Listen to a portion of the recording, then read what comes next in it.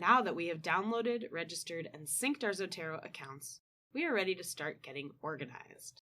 First, open the Zotero application.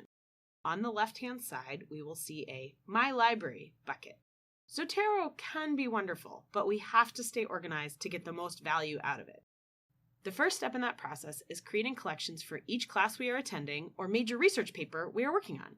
Now let's make a new collection by clicking the yellow folder icon. For example, say I am taking social theory, so I'll call this folder SOCY2215. Let's make a second folder for my history core class. We will call that one HIST1001. We can continue to make as many collections as we want and nest our folders if desired. Now let's find some sources. Head to the BC Library catalog and enter a search. For this example, we will search for social theory. Oh, this book looks good. Click the title to view the record and make sure it's the kind of thing we are looking for. In the record, we will see the title, author, and where it may be located in the library or online. From here, how do we get this into Zotero? This is where the plugin we downloaded comes in handy. Go to that Zotero connector in our URL bar. Click it, and we will see a pop-up that indicates which folder that citation will go in.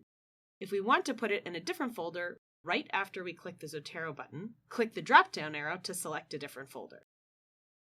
Next, we may need some scholarly articles. Let's go back to our original search from the library webpage. This article looks good, so we'll click the title to get the article record. For articles, it is good housekeeping to head over to where the actual article lives on the publisher's website. In this instance, view the Find Online section and follow the access link. Then we can look at the article to see if we really want it. Notice the Zotero icon is not a book, but a piece of paper. We will click that, and it'll pull this article over into our Zotero. Now, Zotero will attempt to copy over the full text, if the library has the PDF of this resource. We can repeat this whole process in Google Scholar or any other scholarly database here at BC. Keep in mind, Zotero won't always know what kind of resource it's looking at, but it's typically pretty good at telling what is a book, an article, a video, a news periodical, or otherwise. Just be sure to double-check Zotero citations for accuracy. Wherever we find a source, remember we can use our browser plugin to collect the information we need to start making a citation in Zotero.